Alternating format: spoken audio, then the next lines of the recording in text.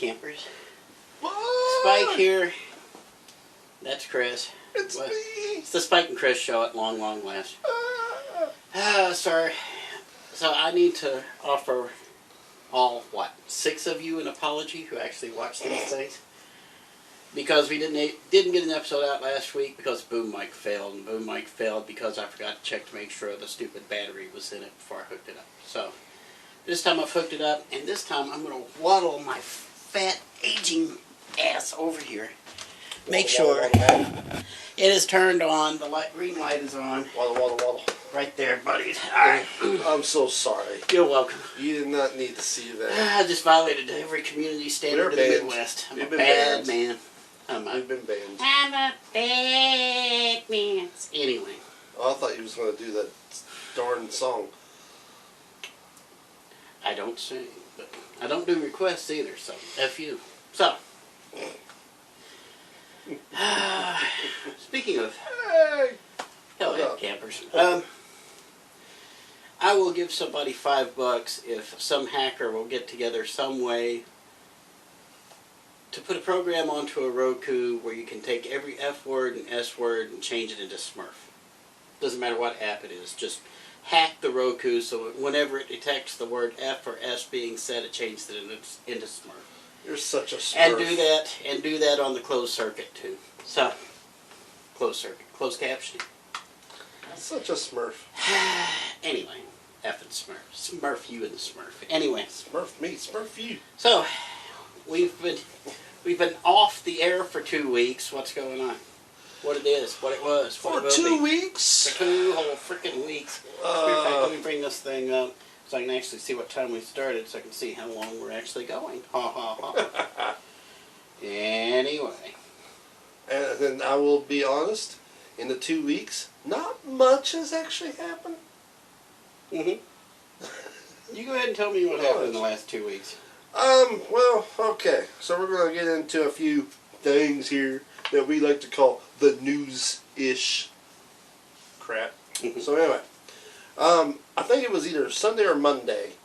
The Emmys was on. Yes.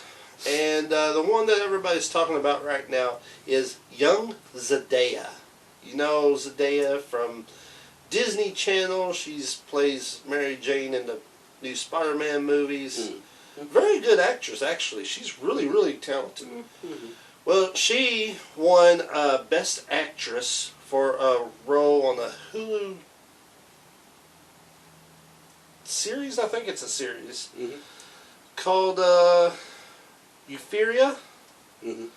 She is apparently the youngest, which is weird. She's 24 years old, but she's apparently the youngest to win an Emmy for Best Actress. All the other Emmys went to another.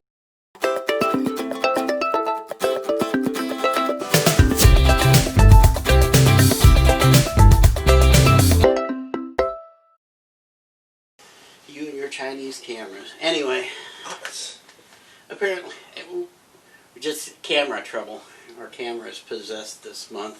It is getting close to October after all, but anyway. So anyway, all the other, getting back to the Emmys, all the other Emmys apparently went to a show. I'm kind of hesitant to say the name. It's spelled SCHITT apostrophe S Creek. I guess we'll just call it Smurf Creek. Smurf Creek. Smurf Creek. There's some Smurf Creek is some kind of Canadian show. They think they're being clever because they're misspelling a curse word, but they think they can actually get it over because people can sit there and go, tee-hee-hee, we cussed, but we didn't really because it's a person's name, tee-hee-hee. About as clever as any Smurf Saturday morning script I've ever read. But anyway, choked up he is. Choking on the Smurf. Okay. So, that is some blue goo too, buddy. Yeah, I don't know exactly how many Emmys it won. It doesn't frickin' matter. Nobody watches nobody watched the Emmys besides the idiots who work in the industry. Those are the only people who still watch that and their friends and their lovers and their families. That's it. Oh, yeah. Those are the only people left who watch the Emmys. Those are the only ones who will watch the Oscars. Those are the only ones who will watch the Tonys. All the other award shows, because it's all one great big circle Smurf anyway. So it is. It's not even fan service anymore. It's self-service. It's self-service is what it is. All these award shows are, and standing there for an hour and proselytizing for their whatever green religion they're into right now, because not God now, whatever Gaia or Earth or whatever they worship. Meh. You guys do your freak, but again, Uncle Spike's rule: don't expect me to applaud it. Don't expect me to pay for it. Y'all do you. But anyway, but what else you got? Good for you, Zadea. Smurf's Creek and What's Her Face, yeah. Eldith Hodge. Who? Eldith Hodge. Who? I believe. Don't make me say it again because I don't even know if I'm pronouncing it right Who? the first time. Eldith Hodge. Who? Who? Who? Go ahead. Close. He is a bird. Elvis Hodge, yes, go ahead. Not Elvis Hodge. Elvin Hodge, yes. Eldith Hodge is Eldritch Hodge, has yes. been cast as Hawkman in the new Black Adam movie, which is actually, according to what I read, they're still going to have it come out December 21st of 2021. Hopefully by then Rona Mania will be over. Oh, good Lord, I hope so. I don't know November if we can do 4th it is when year. it should be over. I actually called this, 3 months ago, and pretty much the rest of the humanity has picked up on it. This will all go, the coronavirus will suddenly stop being a thing on November 4th. Hopefully. But I'd say we probably have other things to worry about on November 4th, but anyway. A whole new thing. 2020. 2020. So Eldith Hodge is again playing Hawkman in the new Black Adam movie, which the Black Adam will star The Rock as Black Adam. Where do I know Eldritch Hodge from? Leverage. He is the tech guy. Oh, is he the tech guy? Yes. Oh, it's nice to see He's getting also work. in the new, the last Invisible Man that just came out. He's been in a slew of movies. But yeah, he was one of those actors that was on Leverage that I was just like, man, all these actors are very talented, but this guy needs to be in more things. It always surprised me that the cast of Leverage didn't turn up in more places. I know. Because they did seem pretty talented. But I was like, why aren't these people in more things? I love that show. Leverage is awesome. But yeah, so he is playing. It was going to be in one of the most biggest movies. I think it still will. You still got The Rock headlining it. He's still the #1 draw in Hollywood. And this is... Yeah, we're getting washed out now because the sun actually came out. Sun, anyway, you got The Rock not just acting as the lead, he's also pushing it as a producer. So yes. this is a pet project of his. He loves playing the anti-hero. Did in the WWE, he will. He knows how to talk. He does know how to talk. He can deliver a good promo. So. I wish I was that quick on snappy comebacks like he is. It's like, and he can actually The Rock is actually a storyteller. I sat down and watched WrestleMania 18 this past week. That was where The Rock took on Hulk Hogan back in 2002. That was when Vince McMahon had bought WCW and the NWO was part of WCW. That was Hulk Hogan, Kevin Nash, and Scott Hall. So those three came over to the WWF for an appearance in WrestleMania as the NWO. So Hogan comes out in his Hollywood outfit, his Hollywood Hulk Hogan outfit. They're in Toronto, which is back where Hulk Hogan slammed Andre the Giant. So Toronto's always got a hard-on for Hulk Hogan. And so he comes out. He's supposed to be the bad guy. He's got the stubble. He's dressed in black, and he's doing heelish things and everything. He's doing the little and all this other stuff as he's coming to the ring, and the fans are cheering him. They absolutely adore him. And then here comes The Rock, the hottest guy in sports entertainment, shows up. The Rock comes out, steps out on the stage, all of Toronto turns as one and boos him out of the building. Because he's supposed to be the good guy, remember. The Rock takes one look, raises an eyebrow, and he's like, all right, it's going to be like this. He turns the entire plot line around. So he's going to let Hogan be the good guy, and he's going to be the bad guy. They get into the ring. They go for about 15 minutes, which is amazing for Hulk at that age. They go for about 15 minutes, and they're just... By the time they're done, the fans are cheering both of them because Rock managed to turn it all around because he's a good storyteller. So, bottom line, I'm actually looking forward to Black Adam. I was looking forward to Shazam, I'm looking forward to Black Adam, and I'm really looking forward to seeing more of the JSA, especially if they can actually do it right. I got a feeling that we will not be disappointed in any of this, to be honest. Mm-hmm. I hope not. I got a feeling. I hope not.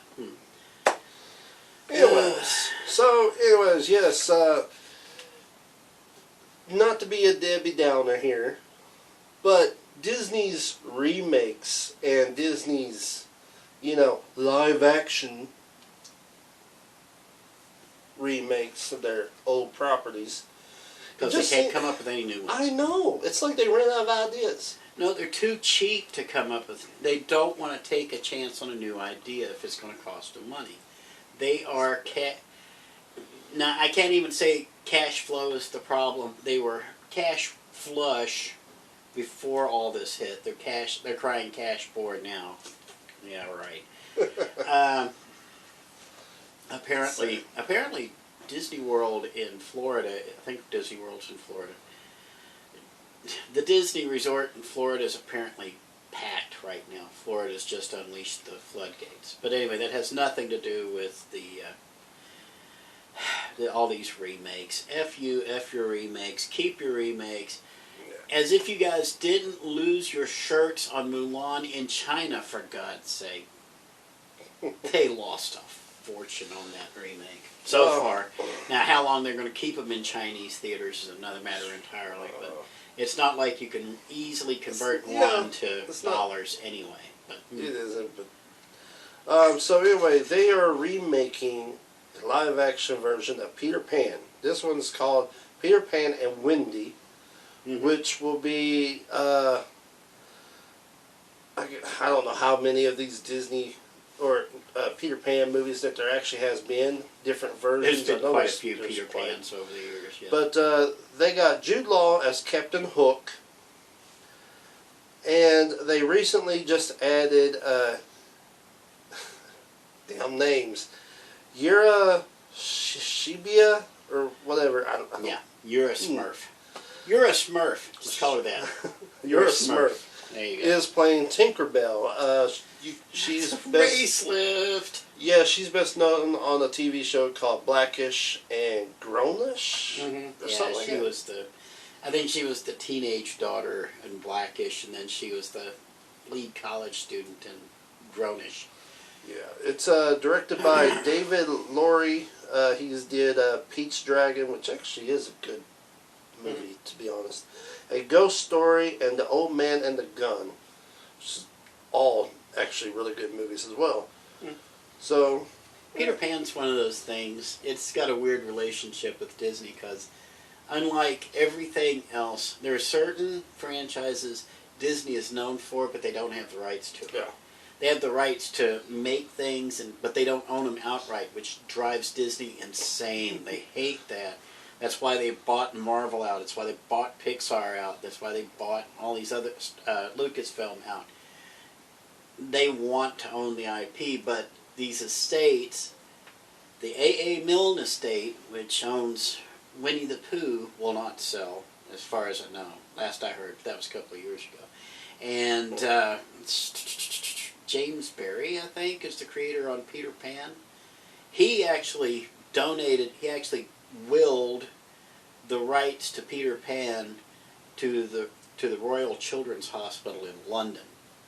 So, and because he did that, it means that the rights to Peter Pan belong to the Royal Children's Hospital in London in perpetuity, because it was the royalty of England that established that hospital, Royal Children's Hospital.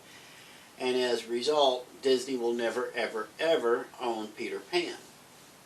So it ticks them off because they still have to cut them in for a cut of the action every time they do one of these things. But they think they can make more money off of it than just reissuing the old stuff. Which, to be honest, the old cartoon that Disney did, probably not going to see a re-release anytime soon. Because given another year or two, it's going to wind up right next to Song of the South, deep in the Disney trash bin pit. Yes.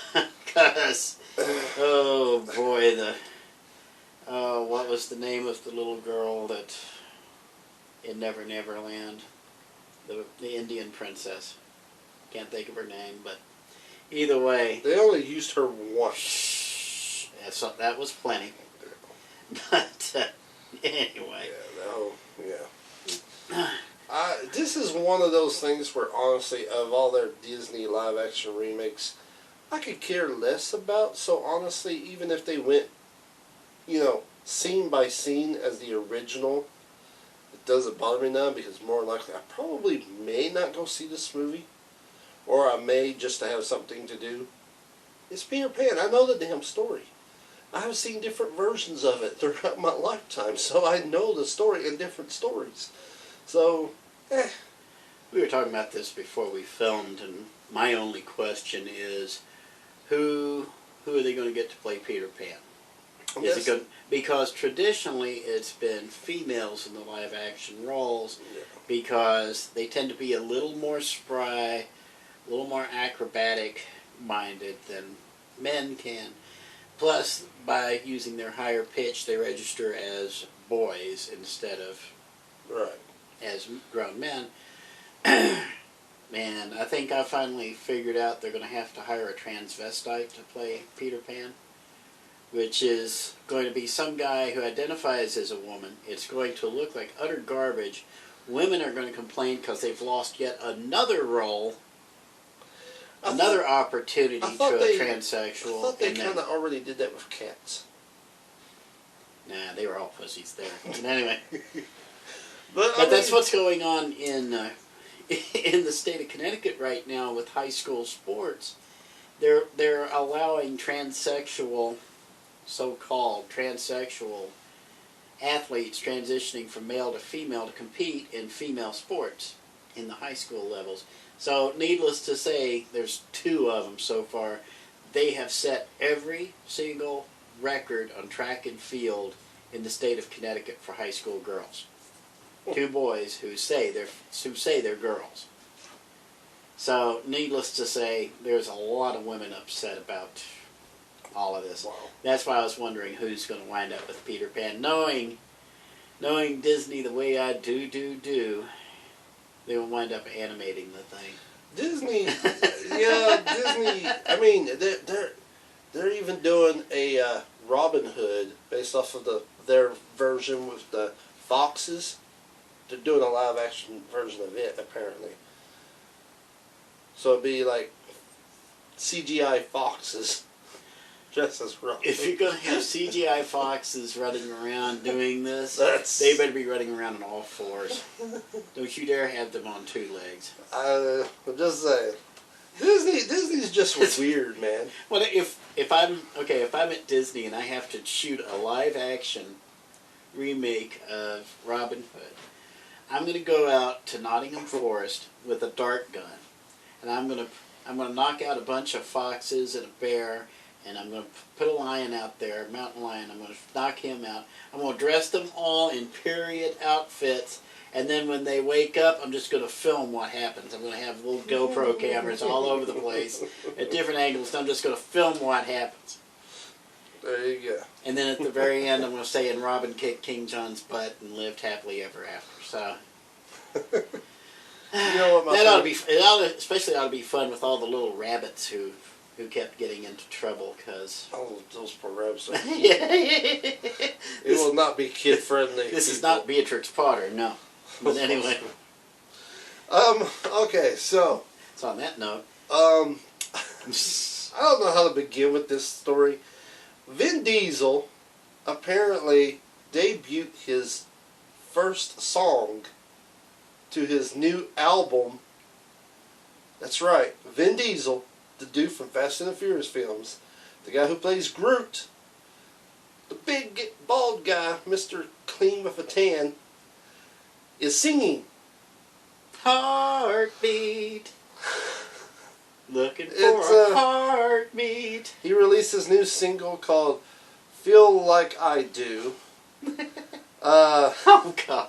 On a, If he's singing into a guitar, then I might listen to this. He can't be any worse than Peter Frampton. well, It's here's called the seriously Smurf Peter Frampton.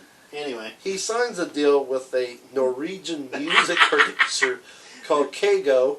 I can't say anything because, you know, Hasselhoff did the same thing. I in know, that's Germany. what I was thinking. I was like, Hasselhoff Still did it, can't so I sing can't. worth a lick, but boy, he's big in Germany. Yeah, they He love was. him, so. But he debuted his song on the Kelly Clarkson show, and I had no idea. Vin Diesel is 53 years old. Mm-hmm. Damn. Well, That's what happens when you actually take care of yourself. I guess. This is what happens when you don't take care of yourself, Yeah. okay? This right here, yeah. Not All good. this sexy right here, whatever this is, yeah. It's not pleasant, but yeah. Good for you, Vin Diesel. Yeah. Good for you. Like I said, when you actually take care of yourself, hey. He'll do the soundtrack to the Fast Furious movies. Uh-huh. Yeah. What else you got? Let's see here. Disney Plus, again, Disney Plus, is thinking about doing a Nick Fury TV show with Samuel L. Jackson. That mother Smurfer. That Smurfer's going to wind up on Disney Plus. He'll, to be honest, Nick Fury doesn't cuss that much. No, well, I mean, Not, again, it's not, in Disney. not in the so- Marvel movies. He has not. Every once in a while he'll drop one, but it's usually something well deserved. But he has not been as foul mouthed as Nick Fury. I think he does that on purpose because he doesn't want to overshadow the character. That was one of those things where it was a race lift that took. Because to be honest, oh boy, to be honest. Getting back to Hasselhoff, you remember Hasselhoff played Nick Fury. Yeah, and He looked a lot more like the old Nick Fury than Samuel L. Jackson did. Now they've gotten to the point in the comic books where Nick Fury looks like Samuel L. Jackson. So that was a race lift that took, and I actually, that was one of those where, yeah, that was a good call because Samuel L. Jackson does make a good Nick Fury, except in Miss Marvel, that was stupid. But the whole movie was stupid there. I'm sorry to bring you down because you're all happy and stuff, but Samuel L. Jackson, if it's going to be on Disney Plus, then absolutely, and you know what? it's not going to be so much of a Smurf problem. But it's you know what? That's what. if it turns up on their Hulu, though, if it turns up on the Hulu Plus side, all the bets are off, buddy. See, now when we was watching that darn Captain Marvel movie, I even said there is something not right about Nick Fury because he was like an ass in that movie. Mm-hmm. He was a total ass. I was like, he's never been like that in all the other movies. Why is he being such a Which one, Captain a Marvel? Smurf to Why is he being such a Smurf to Because Peter he Parker? had a penis, so he had to be in. It was Mary Sue the movie. Is Oh, what not it Peter, was. not Captain Marvel. He did come off like a goof in Captain Marvel, though. Well, yeah. Which Well, movie? yeah, You'll that's- think about it about 2 minutes after we finish recording. Anyway. But anyway, yeah. So that's happening. Heartbeat. Anyway. And another thing, the only good thing that we've been waiting for, like, I don't know, a year. Has it been a year since Disney Plus started? Almost a year. Pretty much, yeah. Finally, we get to see a trailer for one of their promised shows, WandaVision. That could be that is a show with so much promise, and I don't know if they're actually going to carry through with it or not. I hope so. Because Marvel has completely shut down over Rona Mania, because no project's getting done. They've got a few in the pipeline, but they're having to work on a piecemeal and stuff. WandaVision, sure. For those of you who didn't see, in the case of Vision, for those of you who haven't seen any Marvel films, but for Wanda, if you haven't seen the Avengers, Wanda can actually affect reality with her so-called hex power. She's the most powerful one of them. And Vision is a virtual is an artificial intelligence virtual reality thing. It exists because it wants to exist. So it's like an AI that can actually project itself into the real world. How those two are going to get along, and actually how in the world they wound up in a relationship is going to be the focus of the first season, I'm sure. Especially when they died. Yeah. They got better. Wanda came comics. back. It's comics, guys. Of course they get better. But I mean, that one should, like I said, it's going to be one of those things. It's going to be interesting to see what the creators do with it. If they take it seriously and look at the real storytelling possibilities, you've got stories for days on in that thing. But if you're going to treat it as one of these Marvel toss-offs, or God forbid, you treat Wanda like a Mary Sue, or you treat Vision like a Marty Sue for that matter, then this is going to get painful very, very quickly. Now wait, who's the other one? It's Falcon and Winter Soldier, right? Yeah. That's the one I'm actually kind of looking forward to. They've already released photos, but not a trailer or anything. So, I mean, these are shows that we were promised. And Loki. And there was something else. But we were all promised this before Disney Plus launched their thing. And then, so we get Disney Plus, and it's like, they haven't even started on any of these things yet. So it's like the only thing we have was Mandalorian, which we're not fussing about Mandalorian. It was good. But it's like, you can tell season 2's about to hit, too, because there's Baby Yoda stuff everywhere. Disney let, you can tell how much respect the Disney suits have for Jon Favreau by they held off on season 1 of The Mandalorian, because either that or they weren't aware there was a Baby Yoda in it, because they would have been creaming themselves to market that, to merchandise the heck out of Baby Yoda. Yes. So now for season 2, Baby Yoda is frickin' everywhere. It's going to be the big thing for Christmas, I'm sure. I still want to get a Baby Yoda Boppet just so I can play Stormtrooper, but you got any other news items? Yes, one last story. Switching over to DC, James Gunn, who has done the Guardians of the Galaxy movie, is working on the sequel to James Gunn is a good storyteller. Suicide Squad is now going to take a series to HBO Max using the Peacemaker, with John Cena, who's playing the Peacemaker in the sequel of Suicide Squad. John Cena has been a goody-goody his entire WWE career, I should say. He's been the goody-goody. He's been the guy. This is not a joke. The man would go out at least every other week to grant a dying kid's Make-A-Wish. He did like 500 Make-A-Wishes over his entire career, okay? He's a really good guy. I'm a Jim Cornette guy. I'm with the cult of Cornette. Jim Cornette hates everybody in pro wrestling except John Cena. He respects the heck out of John Cena, which that alone, if Satan's sitting there giving you a hand for how good you are, that shows how good you are.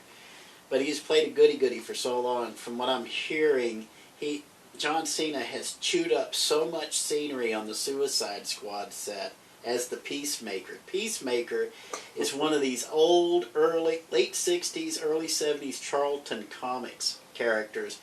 His superpower is he has 2 guns. He can shoot them both at the same time. That's his superpower. He has 2 guns, he can shoot them both. And he's got this goofy-looking helmet. But that's his superpower. He can shoot 2 guns at the same time, and he really hates criminals. So Peacemaker's whole idea is imagine Punisher in Dayglow colors, and you've got Peacemaker. Oh, wow. Okay, And as a matter of fact, I would not be overly surprised. Jerry Conway wound up in the news this past week, and I'll explain that in a second. Jerry Conway was the creator of Punisher. Him and Ross Andrew came up with the idea. I believe it was Ross Andrew did the art on it. But I bet you money if you held Jerry Conway down, threatened to spit in his face if he didn't talk, he will admit there was some Peacemaker involved in the creation of Punisher. Because Punisher came along in Spider-Man about 73, 74, somebody correct me on it. But I'll bet you money Peacemaker came first. And DC now owns all the Charlton characters, so... But yeah, apparently John Cena was chewing up the scenery all over Suicide Squad. And considering, is Will Smith still involved in this one? No, he was only in the first one. In the first one, Idris Elba took his spot, but he's not playing Deadshot. He's playing somebody who's literally the same thing as Deadshot, except a different name. Well, I'm trying to think who else is it.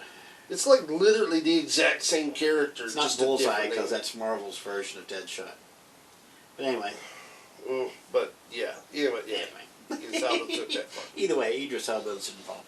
But yeah, it's going to be fun seeing John Cena getting his own, going to series no less on HBO Max is this, and it's going to be. Actually, I don't know how violent it's going to be, but it's going to be interesting. I'll have to see the movie before I tell you whether I'd be interested in seeing the show. I think it's going to be awesome. I like John Cena, I really do. I used to did not like him. But something happened, and I was like, this guy's all right. But, of all the damn you. Smurf me! All the ads that I have seen when I don't even know this was actually political or what, but he did this commercial where he's walking through this small town talking about how good it is about being American and what Americans should be. And I was like, dear Lord, this is a fantastic, great ad campaign, but I don't know what, it's not for president or anybody. It was really good. I was like, dude, I would vote for you to be president. Like, you literally, like, I love this commercial. John Cena sucks. Anyway, that was the John Cena serenade the WWE fans had for him for 10 years. But you know what, though? If he did run for president and he gets up there and starts doing a speech and everybody starts doing that, that would be like fan funny, just like, that'd be the whole... John Cena could not be president. He can't. He'd get up there and be vice president. He'd be vice president because The Rock's already threatening to run in 2024. I would actually I would consider voting for The Rock in 2024 if John Cena is his running mate. That would be, or Steve Austin. Steve Austin as his running mate would be awesome. Oh yeah, awesome. I would. So yeah, John Cena would have to be in charge of like school lunches or something, but he'd be in charge of milk money. Anyway, getting back to Jerry Conway. If we're done here, yes. Okay, we're done here. Getting back to Jerry Conway. Jerry Conway has been writing comic books since the 60s. Okay, so he's been around for a while. Oh. He came out on Twitter and basically said we need to cancel every superhero comic in the market. And now Jerry Conway's the guy, like I just mentioned, he created Punisher. He's created a whole bunch of characters actually, but basically what he's saying is the entire system is screwed up. Okay. This ongoing monthly publishing thing, this is what I've taken from it. The entire idea of publishing a new comic every month, the industry cannot sustain it. DC and Marvel are flooding the market with inferior products. What they need to do is just cancel everything, take a look at what actually sells, and focus on it. Take another look at your audience and figure out who is actually buying these books. Stop trying to satisfy the people who have never set foot in a comic book shop, which includes all the people complaining about representation in comics and stuff. 90% of them have never set foot or have not set foot in a shop within the last 5 years, guarantee.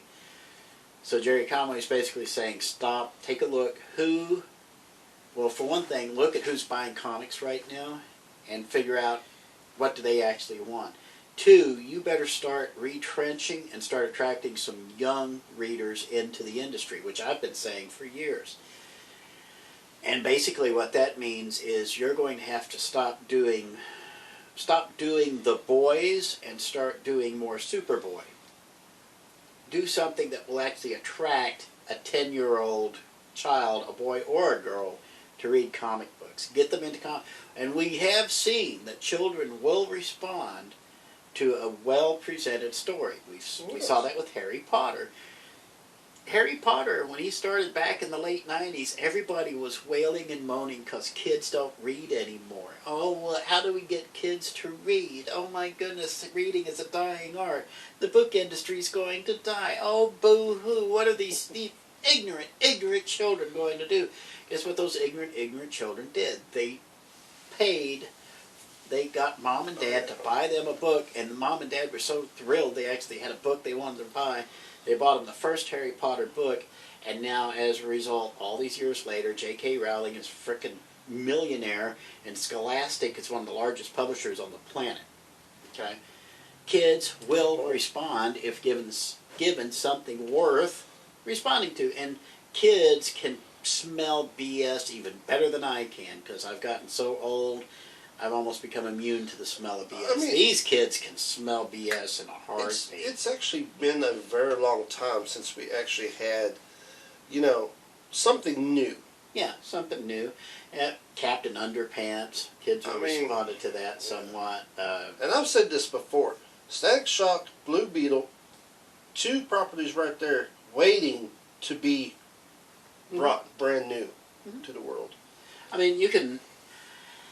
Because they're both teenagers. I can sit down and I can tell you, I can run down each publisher's lineup and tell you how you can readjust them so that you can attract an actual diverse audience, not this phony diversity that white college kids want you to do, even though they won't buy your books or watch your shows or nothing, no matter what.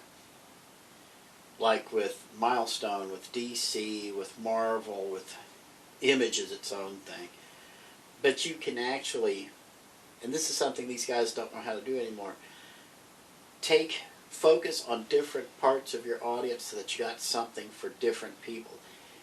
How many comic books are set for small kids right now? No. When I owned, here we go geezing, when I owned Gateway Comics back in 2007, we were down on High Street, unlike our current Goombot, Scott's Comic Relief, 420 East Main Street, Sweetie, in Mount Sterling, Kentucky. But when I had Gateway Comics, I made an effort to try to find stuff for small kids. It was hard back then. I managed to find Owly. There was maybe one or two other books that, I think one of them was an Archie book, actually, that were actually focused more on small kids. And stuff that you could actually give to a 10-year-old and feel comfortable about them reading it. Those are getting few and far between. Nowadays, comic books in 2020, you got to be careful what you're going with because you don't know where the F-bombs are going to be, you don't know where the S-bombs are going to be, you don't know where the sex is going to be, the graphic violence. The boys, for example, should be sold in a plain brown wrapper. Now, I remember, again, at the comic book shop, the ones I picked up was The Boys and The Runaways. And I remember I even said, The Boys is really violent. And I put it back. The Runaways I was stuck with for a while, and then somewhere I lost track. But it was awesome. I love the idea of the whole thing. So, yeah, and the concept of the Runaways was you had a bunch of kids. They were the kids of supervillains, so they had to band together to get away from this evil influence in their lives. And of course, they had a dinosaur. So they, who doesn't like dinosaurs? Yeah. Dinosaurs make everything better, unless you're Jurassic Park 2. But anyway, Jerry Conway, keep it up, buddy. I'll keep an eye out, and I'll be there boosting you a little bit for what good that is. So there's a thumbs up. You got anything else you want to talk about right now? No. You got anything else? Well, we talked about Disney Plus. Yes. Okay. We got to talk about Paramount Plus. This is what CBS All Access is changing its name to as Paramount Plus. And the only reason I think they changed it to Paramount Plus is because they saw Walmart was going to beat them to it, because there's now a Walmart Plus. So, thanks Disney. So there's a Paramount Plus. I just had an idea. Yes. Surprising they have not thought about this. McDonald's start their own streaming service. Seriously. They would connect to like old cartoons like Ninja Turtles or Gummy Bears or some crap like that. They would even invent their own little cartoon where you would have Ronald McDonald and all the other characters doing their thing. Just I got 3 words for you. you call it McDouble Stream. Mac and Me. Mac. You forgot that one. Mac and and Me was a theatrical release movie that basically was an hour-and-a-half long infomercial for McDonald's, because everything happened at the McDonald's. But anyway, McDonald's. Here's the name for a McDonald's streaming app. Yellow Stream. Because the Golden Arches. Call it Yellow Stream. There you go. Anyway, here's an interesting little. So, CBS All Access is Paramount Plus. Okay. Right. Paramount Network is not going to be the Paramount Network anymore. It's going to be the Paramount Movie Network. Understand. What they're going to do is they're canceling all of their shows except for Yellowstone. Yellowstone is going to stick around, kind of like the way the British do. They'll do like the BBC did Sherlock. They did like 3 movies every 2 years. Okay, that's what they're going to do with Yellowstone. They're going to do 3 movies every 2 years or something like that. But all they're going to show is movies. All the new stuff they're going to make is movies. No more TV shows. No more hour-long format. It's just movies from now on. Because that's all anybody wanted to watch on Paramount Network was movies, right? Because that's all anybody wanted to watch on Spike TV was movies. Well, I mean, to be fair here, okay, when you hear Paramount, you think of movies, not their TV shows, because they have a channel. Now, if they it's called CBS. Yeah, and if anybody wanted to watch TV shows, they would watch CBS. You know? Unless you wanted good animation, then you'd watch either Nickelodeon or MTV. Yeah, so I mean, yeah, if you hear Paramount, you think of the movies. And how in Smurf has MTV not resurrected their animation studio yet? This is just, I'm throwing it out there. Dude, how on earth is the MTV actually still a channel? Yeah, exactly. MTV is still there. How is MTV there? Okay? How are they making money? Stop. MTV, they're not. They're just Nobody they're cares there anymore. to make a point. Okay, MTV since 1980 has been MTV, okay? Paramount Movie Network used to be the Paramount Network, okay, that's number 2. Which used to be Spike TV, that's number 3. Before it was Spike TV, it was TNN, that's number 4. Before it was TNN, it was the Nashville Network, which focused on showing the Grand Ole Opry live. That was their centerpiece. Yeah. And Spike TV was... Which I still want my residuals for you, Smurfos. Spike TV, they showed 1,000 Ways to Die and that Warrior show where it told you about the weapons and how it was used, and then they showed like they would put a knight against a Viking or something like that. Those shows are the ones that actually made Spike TV way up there. And then they went to other things. So. Yeah, because Spike TV was trying to be the men's network, and then History Channel ate their lunch on that. So, I mean, oh my God. I was surprised History Channel actually became that big. When was the last time you saw anything actually historical on History Channel? It's all reality shows now, Yeah. but it's all about men's stuff. So there's no forged in fire is about as manly as you're And going to sadly, get. about History Channel, that everything that they show on that channel gets you really confused with National Geographic, the Discovery Channel, because they all show shows that are pretty much similar. So it's like, oh, I'm going to go watch Ghost Adventures. Oh, no, wait, that's not on History. That's on this channel. Or, Travel Channel. And, it's like you just... I It's will, all blended. I will say this about History Channel. At least they're not showing... At least they're not devoting entire series to, like, space ghost Nazis. Okay? Because that was all History Channel showed back in the day. Ghosts, Nazis, especially Hitler stuff, and aliens for some reason. Like, They need to focus more on their movies that they do. Those mini movies that tells the history on there.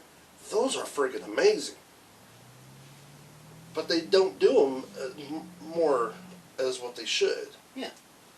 That's what History Channel should be. Focus, know On history. your audience. That's what happens when you got lazy. They actually got real actors to do real things, and they just Get tell the lazy story. executives, and they don't care. Anyway, here's an interesting little bit of trivia. Speaking of Ooh, reality stuff, trivia. okay? Take what you will of this. I'm just going to throw this out there and see what you think. Between 1997 and 2018, okay, this is a 20-year period, out of the 21 winners of the HGTV Dream House Sweepstakes, okay, You lost me on that one. HGTV does home improvement stuff, and every year they do what's called the Dream Home. Okay, it's a sweepstakes. Basically, you go online, you enter your name and address, and you get registered to win this beautiful designer home. Okay, they build the home in a particular place. It's yours. They just give you the deed. Okay. Here's the thing: out of 21, the 21 winners they had between 1997 and 2018, the first 21 they gave away, only 6 of them were still owned or lived in the home after a year. Okay? Now here's what happened. After a year. The Dream Home Grand Prize, okay, if you actually win this sweepstakes, okay, you win typically $250,000 in cash, okay? Plus you get a brand new car and you get this beautiful designer home. But here's the thing. The new car, the new home, and the $250,000 in cash, all of them are considered income. Okay? This is the dirty little secret of game shows. They're all considered income. By the time you calculate the federal, just the federal, not the state or local taxes, just federal income tax, the bill is $700,000. You have to come up with nearly $750,000 to win this dream home. Mm-hmm. Wow. Mm-hmm. And that's why only 28% of the winners were able to stay in the house after a year. All the rest of them had to sell the house in order to pay the tax bill. See, now that's where you know not everything, well, actually, no, nothing is free. If it's too good to be true, it pretty much is. So make sure you read the fine print at the bottom. They will screw you over somehow. Now, Sling TV. Sling TV is Dish Network. And what's your opinion of Dish Network? Exactly. Smurf Dish Network. Smurf Dish Network. Okay. Sling TV is their online pay TV service where you don't need the satellite in order to watch cable channels, basically, Not online. worth it. Not worth it. Don't pay for Sling TV. Sling TV has become the first pay TV operator to debut a watch party feature. Basically, what this means is that you can get together with your buddies and you can watch the same show at the same time if they also have Sling TV subscriptions. So they would basically set up a virtual chat room for you and your buddies who also subscribe to Sling TV, so you can all watch watch the same show at the same time, and It's not a bad chat idea. each other. And it's not a bad idea, but it's also not something that really. I mean, if you want to do this, you can talk to people and they can set up and make sure they watch the same thing at the same time, and then set up your virtual channel. I don't know if it's worth having a Sling TV subscription. Remember when we had Lost, when Lost was on, and we always sit there and talk about it and stuff like that. But I mean, that would be. I mean, people still do. I mean, if you get on YouTube, people watch stuff in groups and they'll talk about it and stuff. I mean, they do it now, so that would be an easier way to do it. But I mean, Sling TV is not worth it, though. No. Now Hulu. That's not it. Hulu actually already has things like this set up for like some of their movies. You can do this with Disney Plus. Apparently testing it in Canada right now. Who has this? Hulu has it apparently. That's what I'm hearing reports of. I've never seen And but here's the one comment I like off of Reddit the most. Finally, Sling TV adds a watch party feature so you don't have to watch hours of really loud commercials by yourself. That pretty much sums it up right there. But so let's see. You did tell about John Cena's Peacemaker. Peacemaker. I'm looking over the news I've come up with over the. Now, Tesla. Back Tesla, that sounds back familiar. on Friday, I think. Tesla is the electric car manufacturer. They announced Battery Day. Let me see what the date on this is, because I think it's actually yesterday. Battery Day. Came up with this is this past week. Battery Day. Basically, they were going to give some new ideas on stuff. Let me come up with the numbers on this. Yeah, basically they've announced they've made some changes in their battery production. That's been the big problems with Tesla, has been the batteries, because they don't hold a charge very well, they don't have very good range, and battery manufacturer is horrid for the environment.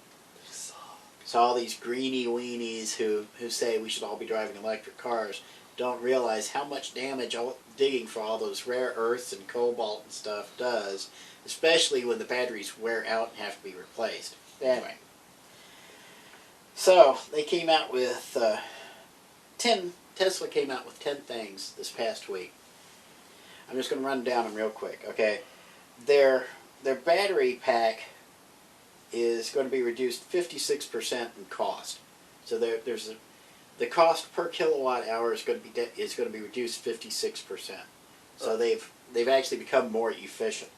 There's a 54% increase in the range for these batteries. So all the batteries basically that they're going to be making from now on, they're going to have a 50% longer range. So they're going to go from like 200 miles to 300 miles, which almost gets it up to gasoline engine. There'll be a significant reduction in the footprints of their factories. There'll be 69% less investment needed. They're switching to silicon anodes with a higher capacity so they can actually give more power.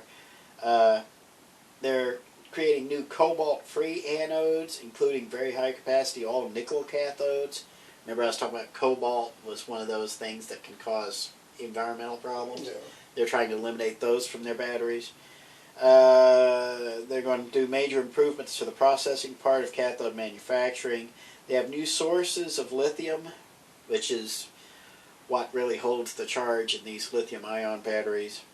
They're going to make the structural rear of the car from a single casting, which is going to make it a lot stronger than what it has been. The battery pack will become a structural element in the car, so basically they're reducing the weight of these cars, which will make it a lot easier to actually get these cars moving and stuff, which I imagine will help with the energy efficiency of these things. And they're promising a $25,000 quality electric vehicle in 3 years with autonomy capability. So by this time, supposedly in 2023, you'll be able to drop $25,000 on a brand new Tesla that can drive itself. So that is a lot of news coming out of Tesla, and if they can accomplish half of it, well then that'll be an impressive feat. But now here's my issue on this whole thing. Okay, yeah. I remember when there was breaking news that they finally found a way to make cars that ran on water, which is the best idea ever, because what does this planet have? Plenty of water. Mm. What the hell ever happened to those? And now we got these electric cars, and everybody's like, oh, but and it's like, whatever happened to the cars that ran on water? You really want to know? I wouldn't mind. It was a fake. They're fake. Cars that run on water are fake. The only way you can get a car to run on water is to have a little paddle wheel in the back and a stream that follows it around. But that's called a paddle boat. But anyway. But yes, the little water cars are sorry. Assholes. Lied to me. You gave me hope? I said it back Didn't you then just... that was a scam, but nobody wanted to hear it. They actually had a little museum of the water car or something over in Lexington that they conned somebody into. It's kind of like their so-called hoverboards from Back to the Future, which has a wheel. It's not a hoverboard. It has a dang wheel. No. Okay. That's all the news-ish stuff I got. What else you got? You got anything? Nothing you can think of? No new stuff. No new stuff. No, I have the... But before we go, you do have a review that you need to do. A movie review. Yes. Yes. Yes. Yes. So I had the pleasure of watching Enola Holmes. That's right, Enola Holmes. Is that on Netflix? Yes, it is Netflix original movie. It has Millie Bobby Brown, who is best known for 11 on Stranger Things, and Henry Cavill, Superman himself, playing Sherlock Holmes. So now, Enola Holmes, in case you don't know your history, which honestly I didn't know this, but there's a slew of books, apparently. Enola Holmes is the younger sister of Sherlock Holmes, which also has another brother who is a rich pompous ass, basically. Rich Pompous Smurf, yeah. Yes. Anyways, yes, so this is now on Netflix, and it is really good. It is really good. She has the smarts of Sherlock Holmes, but not the manners. Okay? Okay, well, hold on. The new Sherlock Holmes movies that has Robert Downey Jr. kind of has that attitude in a teenage girl. So, yeah. For those of you who are fans of the Benedict Cumberbatch Sherlock series, you remember the last season we got to meet Sherlock and Mycroft's little sister, and that was Enola. And I wouldn't say, and this is canon, this is in the books, it just didn't get explored very much, but both Sherlock and Mycroft admitted she was the clever one, but she was also the psychotic of the group. Because she was so smart. I mean, eventually you get so smart, you start looking at other people as just, it'd be like the way we look at dogs. Oh, that's cute. It's sitting there begging. It's trying to get us to go get Timmy to get out of the well. We're sitting there looking at it begging, but can't communicate with us effectively. This is the way Enola sees the rest of us. Sherlock and Mycroft are not quite there. So, did I get it close? Oh, yes. Yes. I was actually going to say that. Enola is, okay, so the whole movie is, while her brothers left home and doing their own thing, she's left with her mother, who's played by Helen Bonham Carter, who has been in pretty much every, I think she's actually married to Tim Burton. She is. She's been in every one of his movies. She has gotten to the point where she can pick and choose any damn role she wants. So, yeah. So anyway, she plays Enola's mother, and she teaches her homeschool stuff, fight, hunt, all this stuff. And apparently she has a dark secret that even Sherlock, Enola, who's the brother's name? Minecraft has no idea about. I don't know why you can't remember, because they're all three common everyday names. Exactly right. So anyway, she disappears, and Enola's just sitting there like, well, maybe she'll come back. A few days go by, nothing.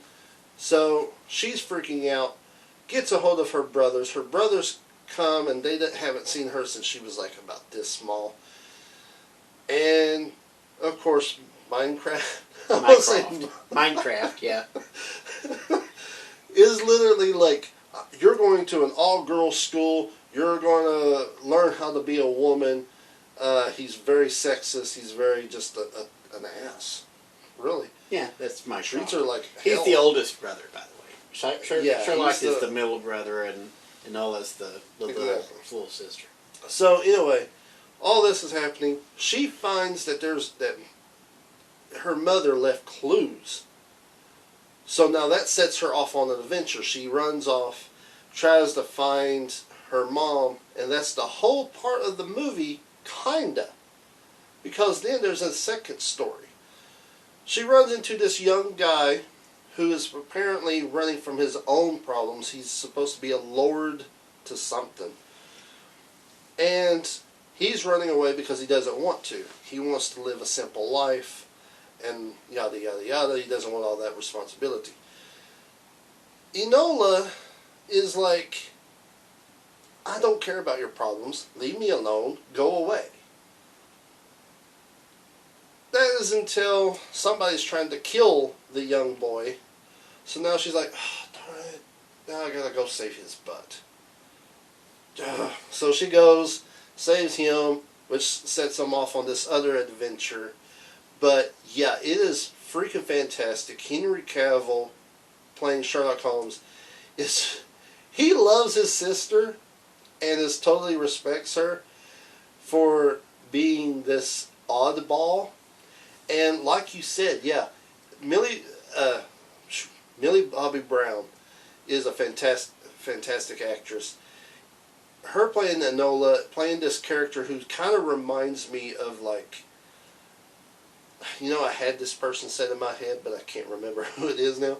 But yeah, she literally just watches people and it's like, gives this look like, God, you're stupid. Like, and it's so hilarious. And she also breaks the fourth wall, and it leaves you like, it's not one of those movies that you expect that she breaks the fourth wall until somebody does something stupid, and then she literally looks at the camera like, really? And it's freaking great. It's definitely worth watching. I hope they make more, which I just heard this morning that the director is actually wanting to make a 5-part series to this. I will be totally invested because they still haven't figured out what the mother's doing yet. But it left it just perfect. Just freaking perfect. I want to see more. It had me going. So in.